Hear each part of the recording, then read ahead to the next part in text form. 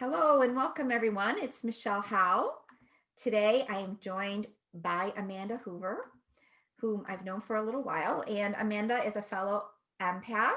She has used that term in her journey, and she's here to share with us more about, the beginning parts, the middle, and where she's at today in the journey. So welcome, Amanda.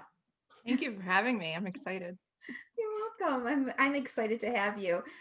We've known each other for a little while, so I know a lot about you, but our audience doesn't know all these little details. And I like having people empaths as guests who have come from like a business background, and they're now coming out and sharing things. They're a little outside the box, but that box is becoming more and more people are seeing the value of feeling, sensing, and embracing themselves with in a more conscious way in life.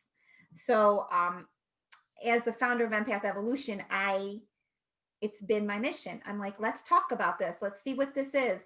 Let's tell people who are anxious, depressed, in fear, how to, or sensitive, or who feel there's something wrong with them, how to manage those emotions and how to step into something that's a little bit more empowering for them in every sense of the word.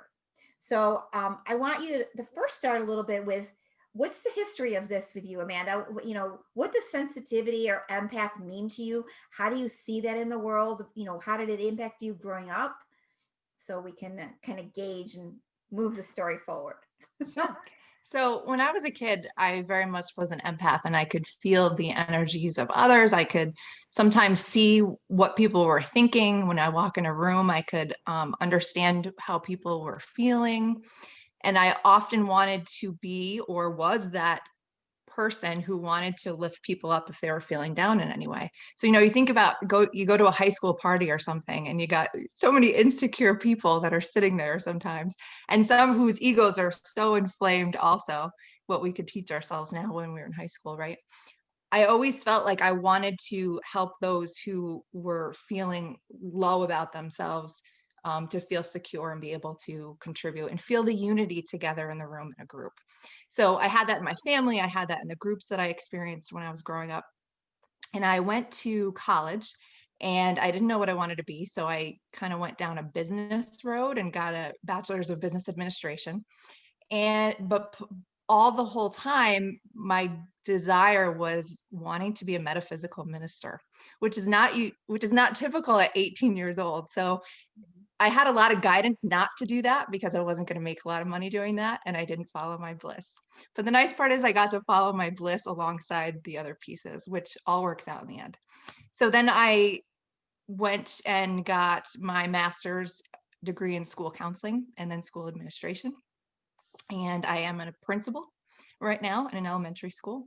And I, at the same time, was working toward other spiritual conquests because I've always been on this journey, as we all have, all those watching right now. And in the last, I would say, few years, I really felt resonance with my path again. And I am now an ordained ministerial cleric and co-director at the Institute for Spiritual Development in Oneonta, and a Reiki master. And I teach classes and run development circles and healing circles. I love it. I love it. I love it. So was there a point, how did it ever interfere with your life? Being Yes. sensitive and caring and tuning in and helping. Is there anything that comes to mind specifically in this? Because I'm trying to relate it to people's lives. How does it show up? How did it show up? What Sure. were the bumps looking like? And I think empaths don't realize their gifts when they have them. I think we all think that everybody sees the world that way. And not everybody does, but everybody can when they tune into it, which I know is part of your mission to support that. And I would say as a young school counselor was when it really hit me the most, because I was in situations and conversations with kids who were in extreme trauma that I was feeling what they were feeling. And at that time, it was really helping them because I could resonate with where they were at so that I could help lift them up and make them feel better and give them techniques to feel better and skills. Cognitive behavioral therapy for kids is huge. It's looking at your thoughts and how they then create your feeling and then create a situation, right? So a lot of my spiritual work on myself also was looking at our thoughts, because our thought is the word and our thought creates what's happening outside of us. We're co-creators. So with helping kids be able to recognize the thought they're having, whether it's a lower aspect thought or a higher aspect thought, right? Shame, guilt, fear, or love, peace, joy, our thoughts can take us a really long way in affecting our energy and our energy body. So for me, it was very much of I needed to understand how to harness empathy and the whole empath piece to more of a clairsentience piece so that I could have the boundaries to be able to feel into when I wanted to feel into versus just feeling it all. Well, it's filtering. It's becoming skilled, truly, in Yes. what it is that you're tuning into and how it is that you're tuning into it and where it is that you don't want to go.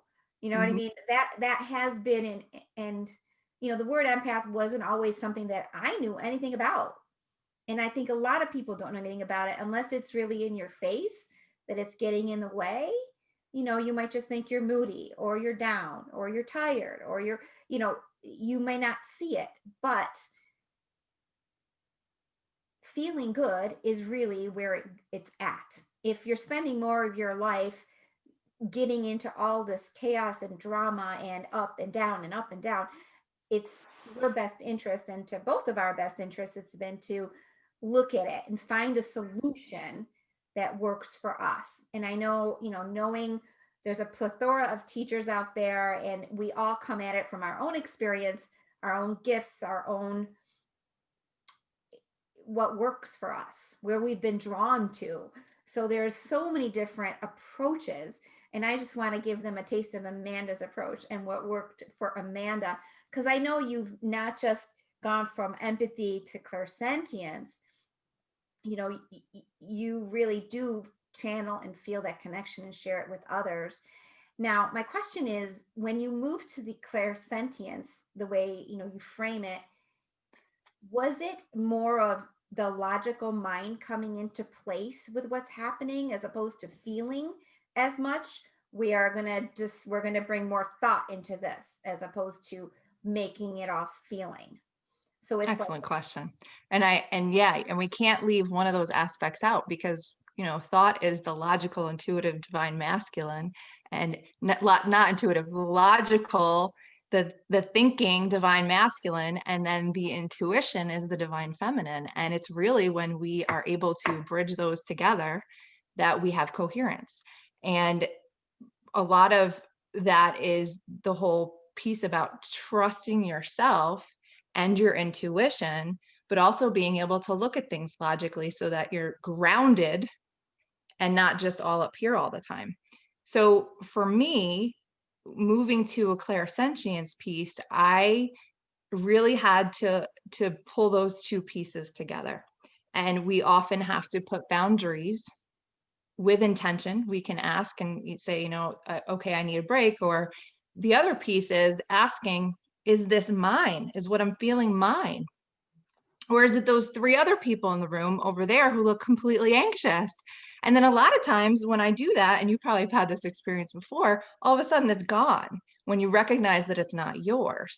And we, as a energy doing Reiki also, I'm able to feel in my body where there's something happening in somebody else's body too. So understanding and developing the intuition to know if it's yours and not yours is a big piece of this too. But ultimately, because we're all connected in this divine quantum soup, we all know that something outside of us is often a reflection of a piece of us also. it could So be. if we are feeling it, what is the reason we're feeling it and looking at it? There's so many dimensions to that. So that's the short answer, I Well, guess. in listening to you and in trying to put it into perspective, that there's a lot of reason. There's a lot of reasons why things can come into our field. There's a lot of reasons why we're attracted to things. There are a lot of reasons why we may or may not hold on to something that belongs to somebody else. And it's really going underneath and seeing why, what is this mechanic about? What is this mechanism, this dynamic that I'm doing? Why do I feel responsible for all these things? Why do I take on, this situation and it gets to me, or this person is able to impact me so negatively?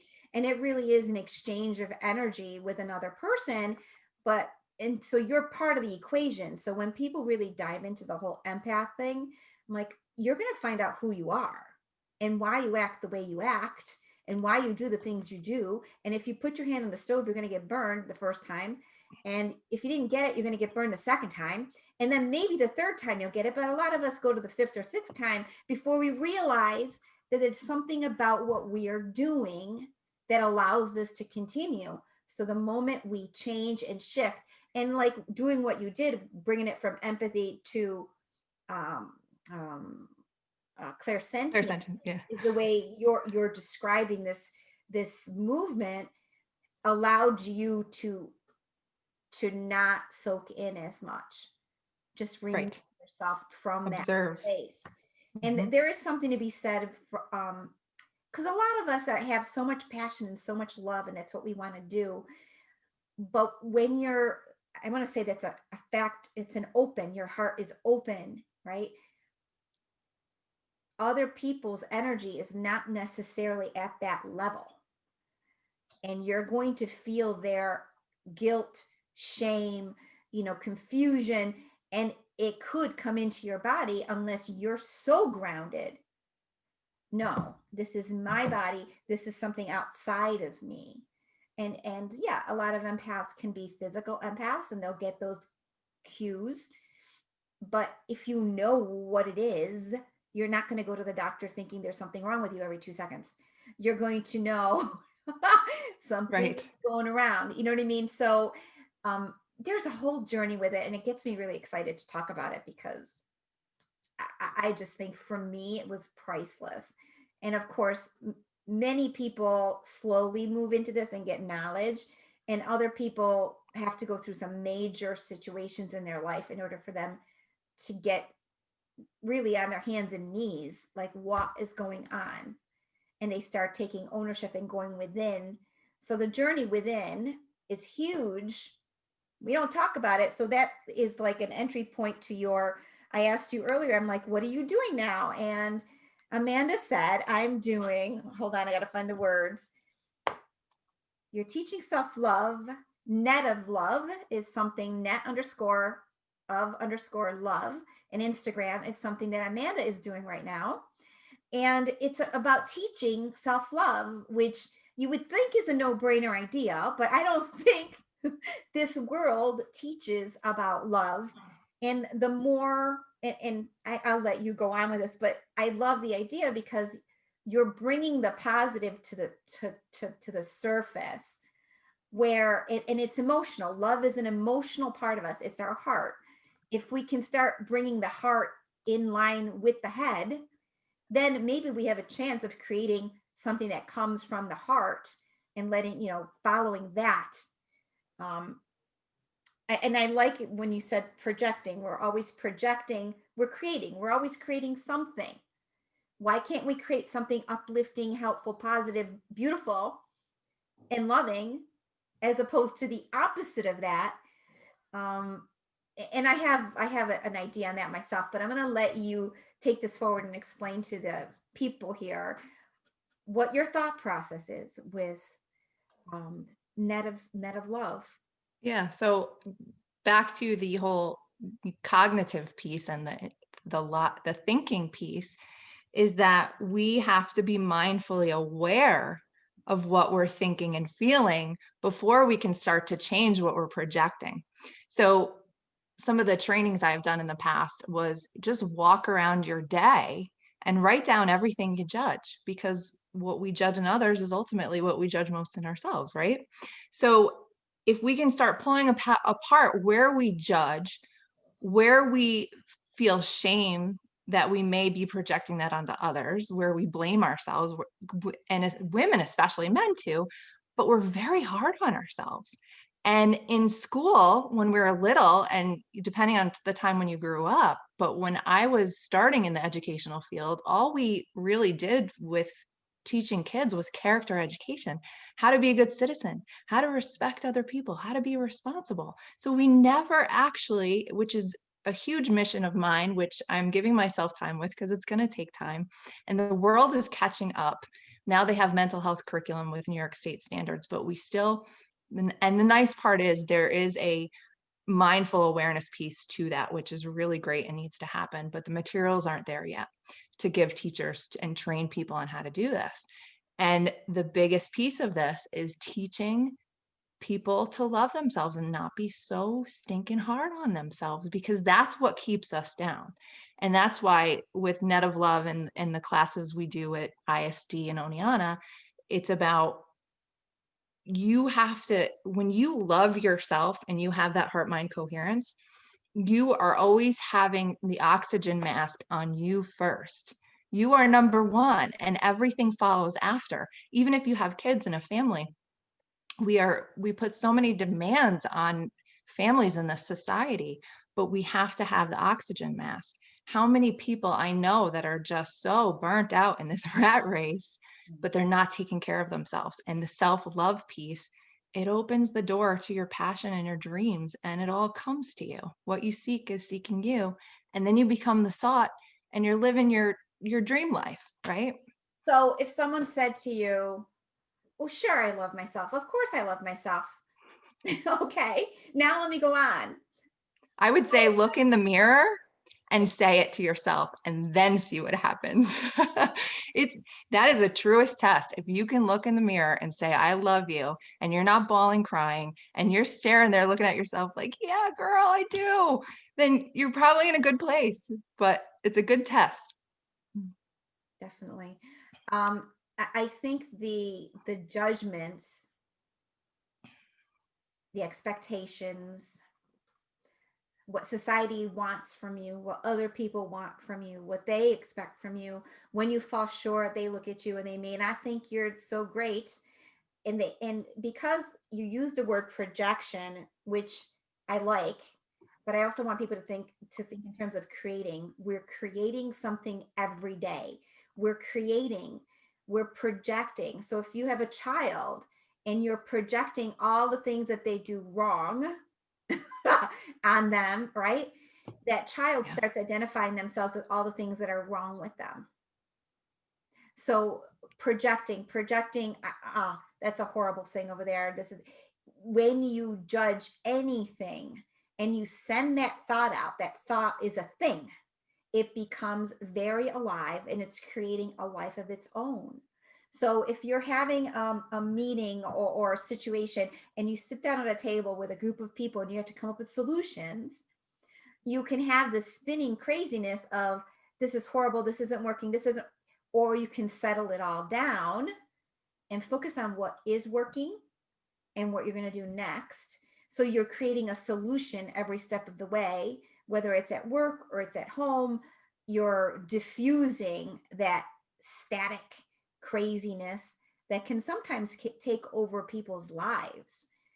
And if they're not mindful, what does that mean, mindful? I know where I'm at in any given moment, mentally, emotionally, physically.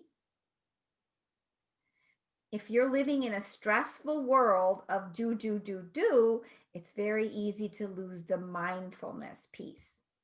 It's very easy to lose mindfulness piece when you have your sister or your best friend call you hysterical about what's going on. And if you can't step back and not live in her world, you end up in her world. Like you need to be able to hold what that is. And there are forces at play that are so strong. You know, people really are in grief. People really are sad. People really are hurting. And you know, the emotional piece and the love piece and the nurturing and uplifting yourself piece, when nobody can really do it for you, you're doing it for yourself. It's a skill.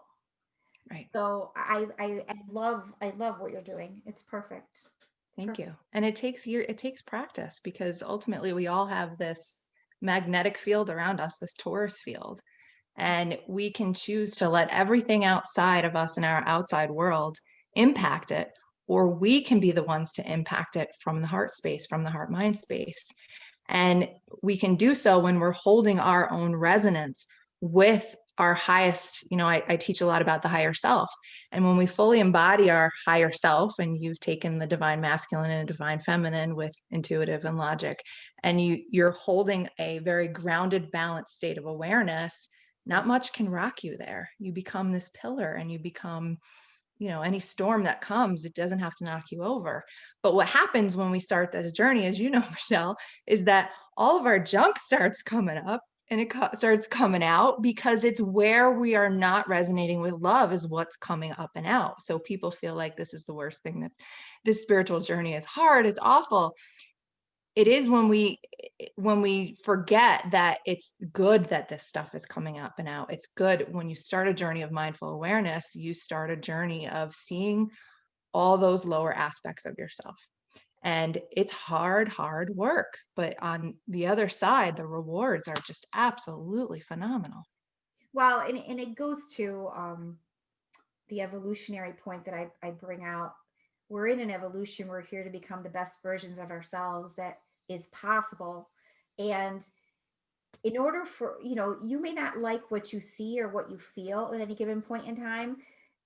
You have to recognize and become skilled at, no, it's not mine, what's not yours. But more importantly, it's when you embrace the path and you know what it is, you know that everything serves you in some way. So even hardships are there to teach you something. So you become more love because Right. the only way to clear something and to feel better is to truly let it go.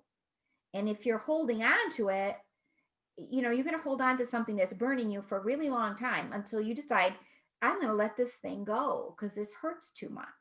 With intention, you let it go. So is it easy to do? It's not easy to do, let me tell you. But the journey of awakening, the journey of self-healing, the journey that I see for every one of us, it's going to come with hills and valleys. And we're going to think we got it all figured out, and then slam, something else happens, right? Because there's so many layers of being who we are, and or we get a relationship that shouldn't be triggering you, and it started off so perfect, and holy Jesus, what the heck is going on now, right? So it's understanding the dynamics that happen with other people, because you're exchanging energies with other people. And maybe, if it's somebody that you keep a boundary and a line with, it's one thing. But if it's somebody that comes into your space that's triggering you, you know, I've seen people, oh, it's their fault, it's their stuff, it's their, no.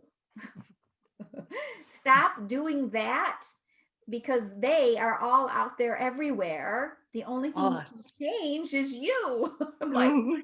so change Absolutely. you so they don't stick to you. They don't impact you in the same way. So I don't know. Have Yeah. you, do you have some examples, Amanda, of things that have challenged you along the way that you've Yeah, had to and work through? I've gotten to the same exact place that you're talking about because it's that quote. It was it Gandhi that said, "When you change yourself, you change the world." And you looking back on my younger years when I would be so frustrated with people, those were my greatest insecurities that were playing out in front of me. It's this the field is our greatest teacher. That I have a quote on my in my bedroom that I look at every morning, and it says, I think it was Greg Braden, "The field is a mirror for what we claim to be true within." And when we start to see that those experiences are a reflection, and we forget in the moment sometimes, right? You're in that moment. Why is that person doing that to me? No, what is this teaching you about you and how you see the world? Because it's this reflection that you're seeing. And it takes a long time to truly integrate what that really means, to truly be mindful in every moment that when you're feeling dissonance with a situation, that it's something within you that needs to be transmuted or healed. Well, and it's interesting. I just went really deep into something that happened to me. reflection or projection? Is it a mirror, or is it them projecting their beliefs and their expectations on you and you're having a hard time with those? So there is a self-awareness piece that is so huge. And Discernment. whenever you are triggered, even if they're doing all of the nasties to you, you need to be able to hold it. So when you don't hold it, that means they just hit on something really tender. I'm like, okay, let's look at what this is. And there's so many, I get so excited when I do this work just to see, I don't love it when it's me, but it's very easy to see when it's somebody else because there are all these different untruths or beliefs that they kind of control the way we interact and the way we respond. And then there can be people that energetically just manipulate, and they manipulate, and you may see it, you may not see it until you feel it. And Yeah. then when you feel it, you're like, well, I didn't sign up for that. How did that happen to me?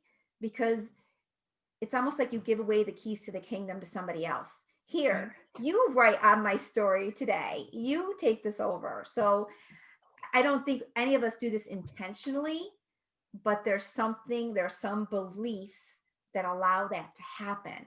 It's almost like we give away our power.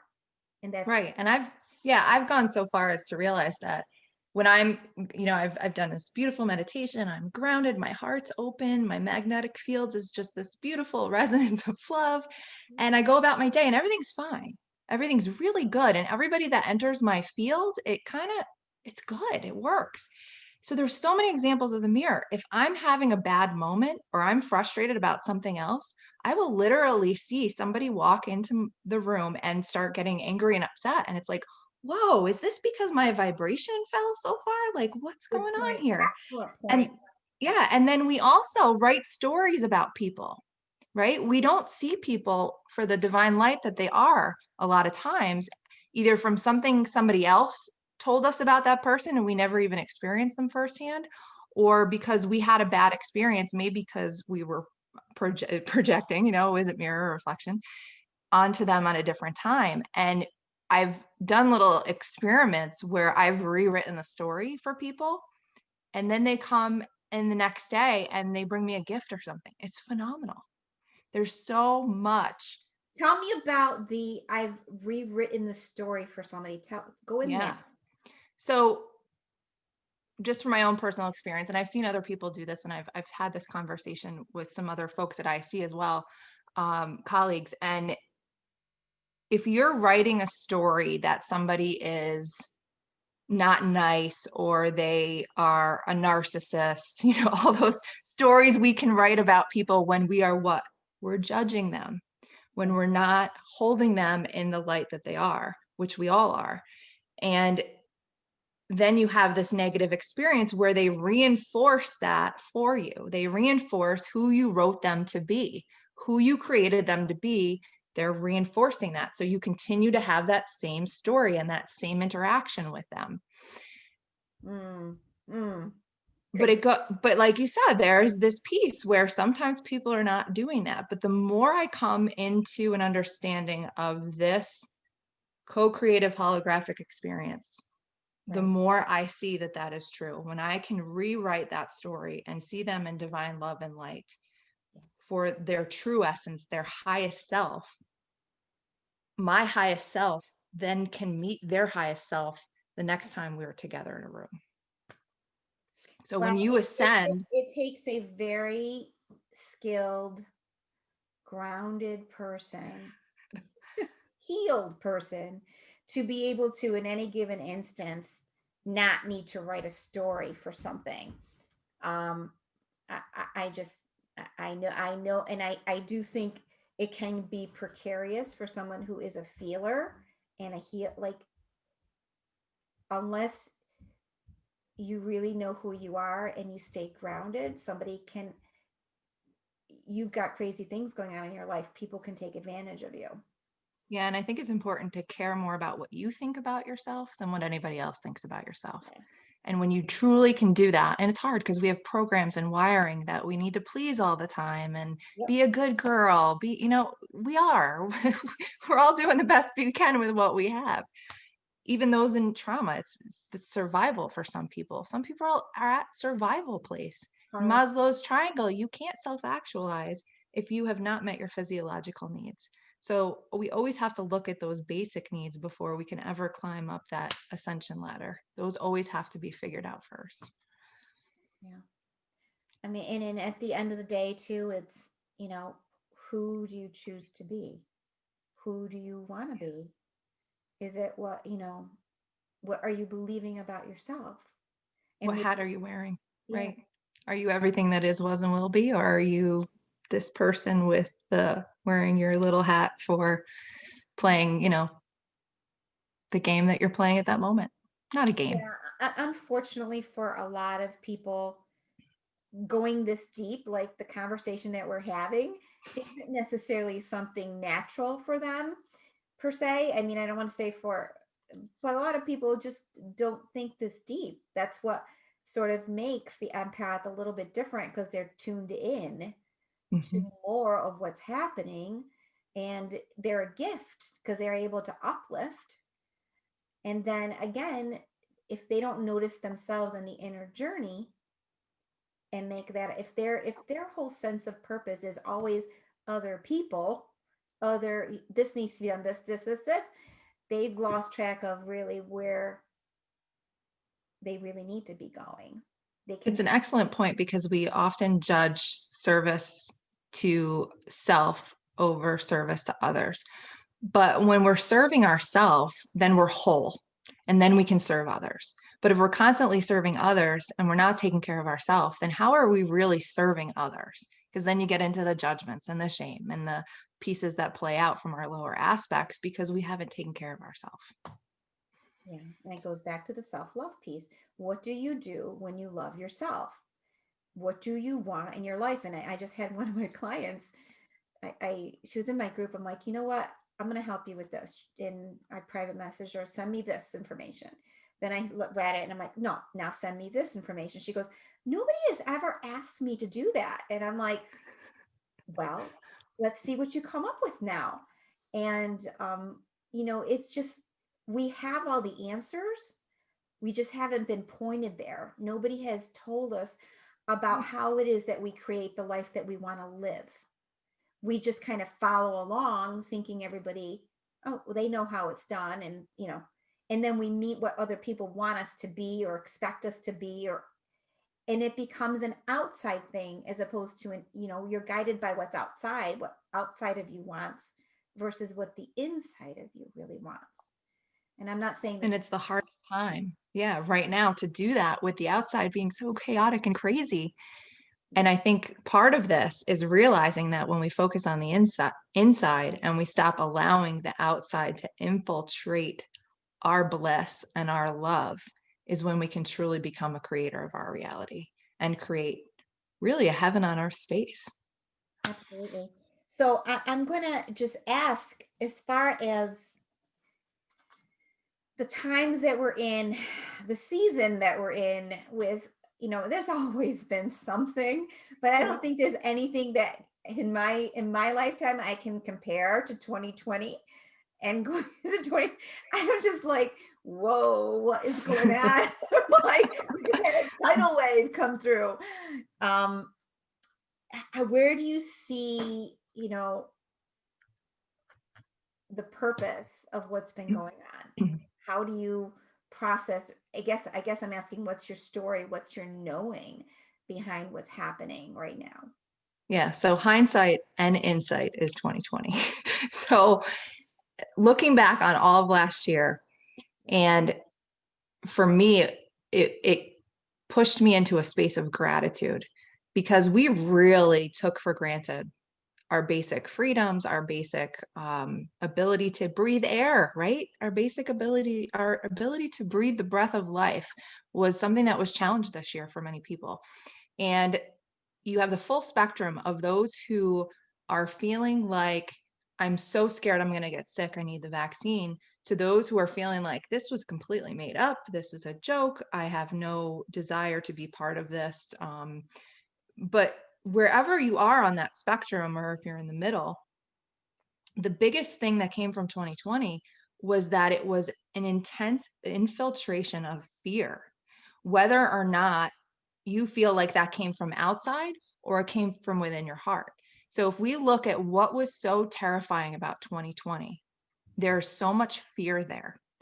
And part of the self-love piece is seeing our fears so that we can overcome them and not be Yeah.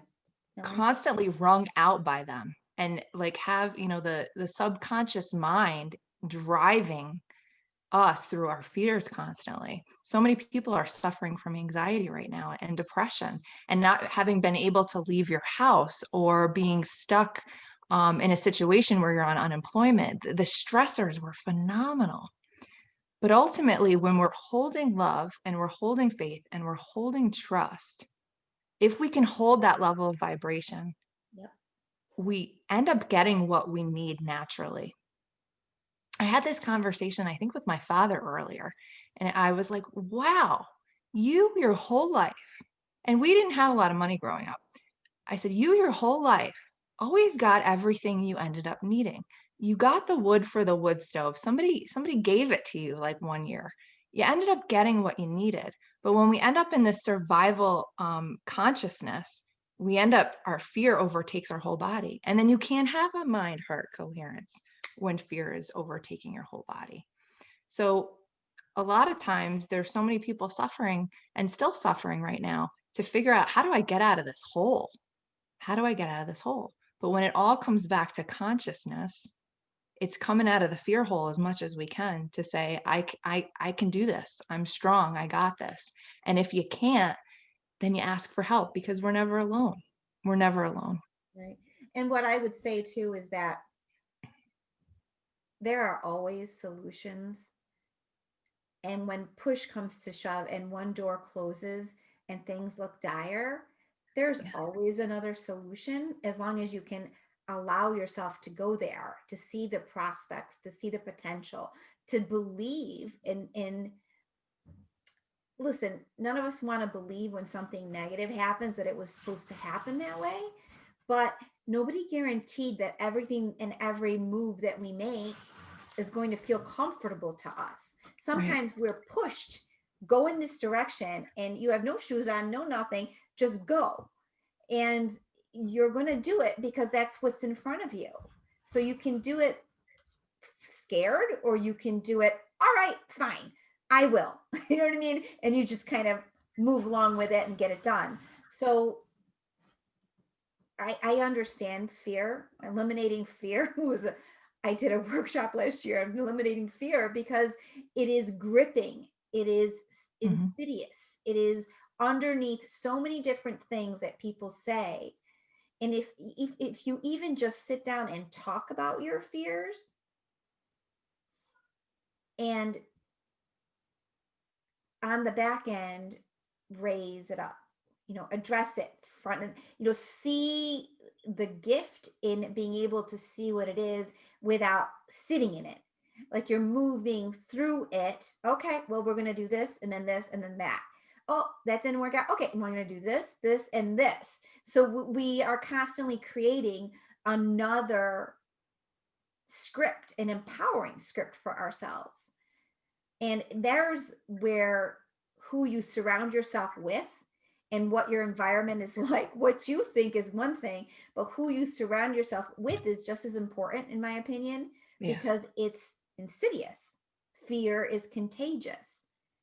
And if And some, yeah, when we focus so intensely on it, we start to see it outside of us more and more and more. It's like this yeah, domino effect. As soon as you really push it, and you keep focusing on it, and your brain wires for fear, not only are you constantly seeing fear outside of you, your chemicals in your body have changed.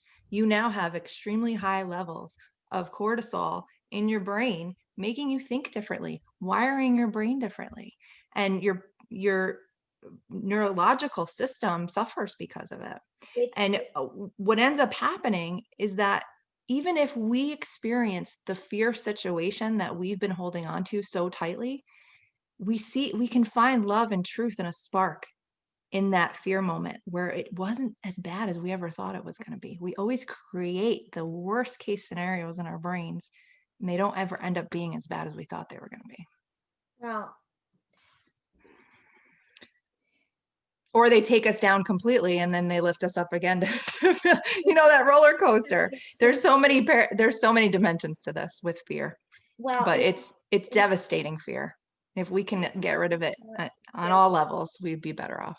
it can paralyze you. It can make you a skeptic. It can make you just take the joy out of everything that happens in any given day because you don't even see it anymore. And fear is very heavy, heavy.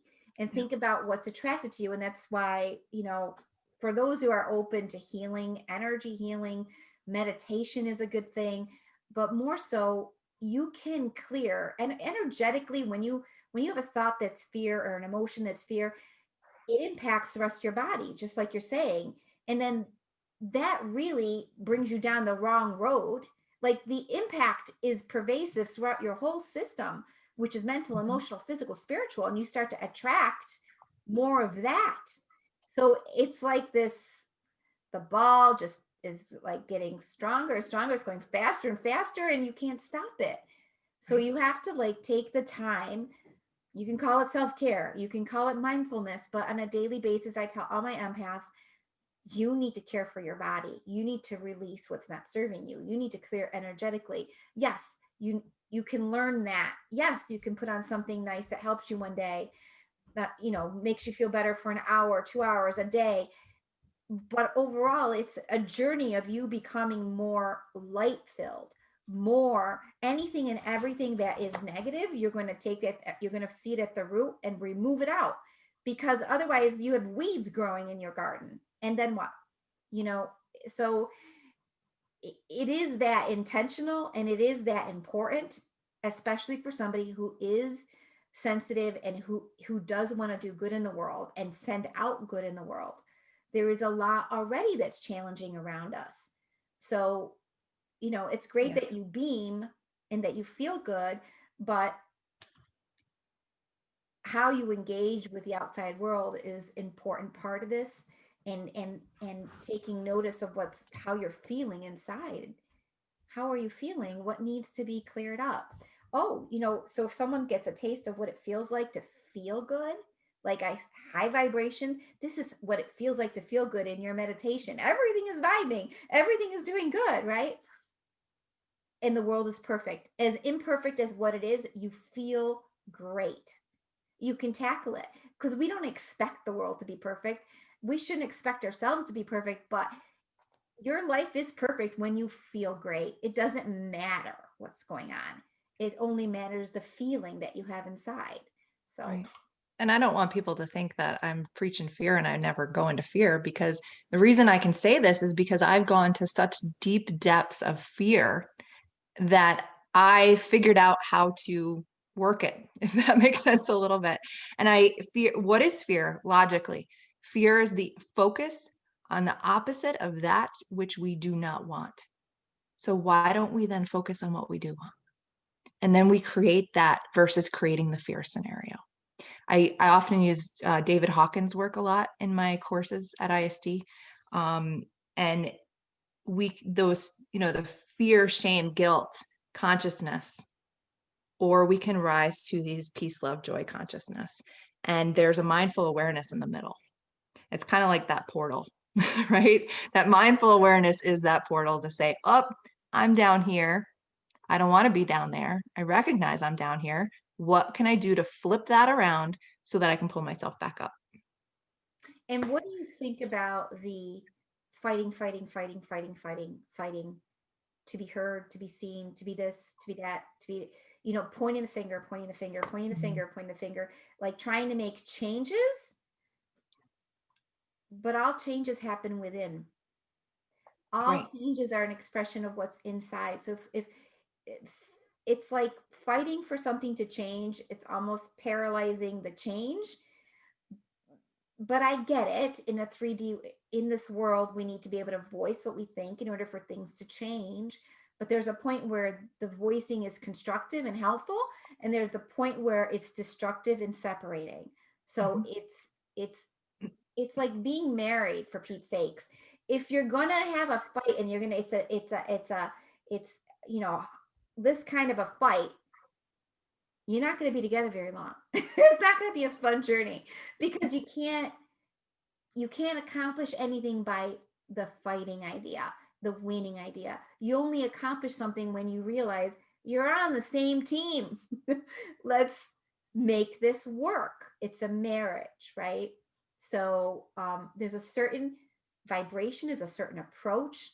Like, this is not really about husband and wife, but in general, with everybody, you need to be able to speak. And because people have such a sensations in their bodies around certain ideas and thoughts and whatnot, even the communication gets stalled. It doesn't work. So that whole journey of self-healing is necessary for that reason. It's not for other people, it's for you. So you can say what you need to say. And it's kind of like an inner marriage too, because you have that voice that you're always talking with, right?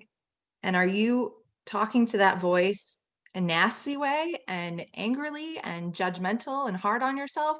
Or are you that higher self that's saying, it's okay, we're going to figure this out. Cry it out, let's go. And starting this love conversation with yourself.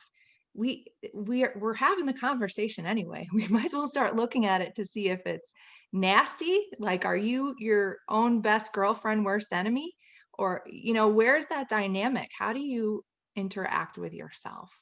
And, I think a lot of people, some people in the spiritual community, Michelle, I know you follow some of the things that I follow, think that there's going to be this big thing and then we're going to be golden age heaven on earth. It doesn't work that way. The earth just doesn't all of a sudden become the golden age. The golden age happens within, and you slowly start coming out of those lower aspects of yourself through love, holding the resonance of love. But it's slow and it's gradual, because every time you kind of level up, and again, it's not, a stair, it's a spiral, but every time you level up a little bit, you've let go of those pieces of yourself. You've pulled back the parts you've fragmented of yourself and pulled back your soul to embrace all aspects, including the darkest parts of yourself. We have a human psyche, right, in our brain that was designed to have the contrast of dark and light.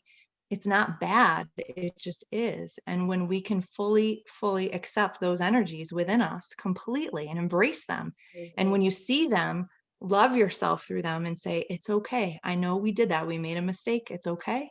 We felt that. That was awful. How could I think that as a human being?